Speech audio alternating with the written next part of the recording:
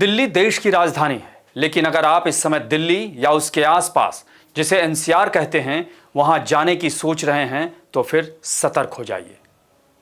अगर बहुत इमरजेंसी हो तभी यहां आने के बारे में सोचिए, और अगर कहीं आप सांस की बीमारी से जूझ रहे हैं तो फिर हमारी सलाह है कि आप दिल्ली से दूर रहें।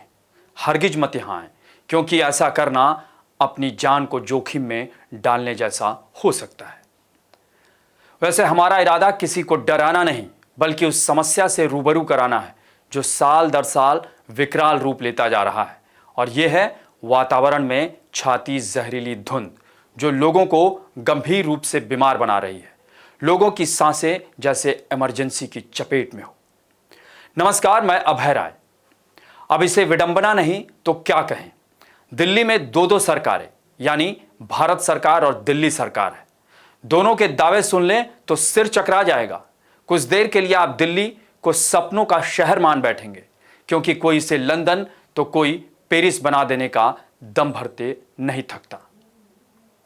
लेकिन चाहे बरसात में हर तरफ दिल्ली में तालाब जैसा दृश्य हो, या फिर ठंड से पहले दिल्ली की हवा में घुलता जहर और धुंधला आसमान जैसे इसकी पोल खोलता है, सच कहें तो बीते कई सालों से दिल्ली और उससे सटे एनसीआर का बड़ा हिस्सा मानो गैस चैम्बर में तब्दील होता जा रहा है।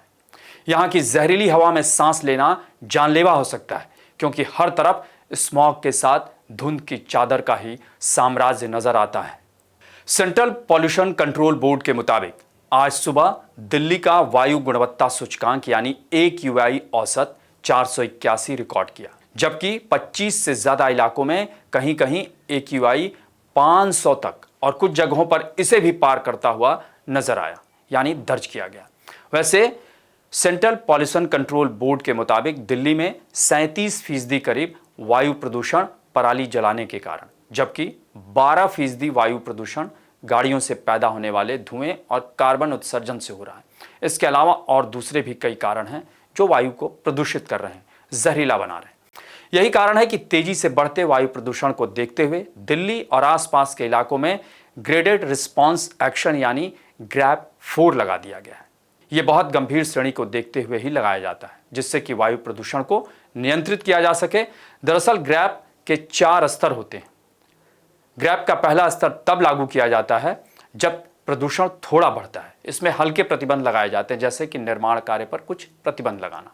ग्रैप के दूसरे स्तर को तब लागू किया जाता है जब प्रदूषण का स्तर और बढ़ जाता है, जैसे स्कूलों को बंद करना या निजी वाहनों के प्रवेश पर प्रतिबंध। ग्रैप के तीसरे स्तर में औद्योगिक इकाइयों को बंद किया जाने लगता है, और ग्रैप के चौथे स्तर में प्रदूषण का सबसे उच्चतम स्तर माना जाता है, और ये गंभीर श्रेणी का है। इसमें हर तरह के प्रतिबंध लगाए जाते हैं जिससे किसी भी तरह से प्रदूषण को कम किया जा सके। आपको बता दें कि 450 या इससे अधिक का AQI बेहद गंभीर माना जाता है, और ये उन लोगों के लिए बहुत ही खतरनाक है जो पहले से ही किसी क्रॉनिक सांस की बीमारी से जूझ रहे हैं, क्योंकि इस समय हवा में पार्टिकुलेट मैटर यानी PM 2.5 और PM 10 nitrogen dioxide, sulphur dioxide का स्तर बढ़ जाता है, जो फेफड़ों और रक्त प्रवाह में प्रवेश कर कई तरह की समस्याएं पैदा कर सकता है। यानी बहरहाल दिल्ली और उसके आसपास एनसीआर के बड़े इलाके में जहरीली धुंध की चादर ने लोगों का जीना दूभर कर रखा है, और इस पर नियंत्रण भगवान भरोसे है, क्योंकि तमाम सरकारें इस मामले में जमीन पर कुछ करने से ज्यादा जुबान से ज्यादा काम चला रही हैं। तभी तो ये प्रदूषण साल दर साल घटने के बजाय और बढ़ता ही जा रहा है। सुप्रीम कोर्ट तक को इसमें दखल देना पड़ता है, लेकिन अब तक कोई ऐसा समाधान नहीं नजर आता है जो आपकी सांसों की आफत पर ब्रेक लगा सके। आपको हमारी रिपोर्ट कैसी लगी उसे कमेंट बॉक्स में ज़रूर बताएं, और अन्य खबरों से अपडेट रहने के लिए बने रहें हमारे साथ, क्योंकि हम हैं बुलंद भारत टीवी, ताकत आपकी।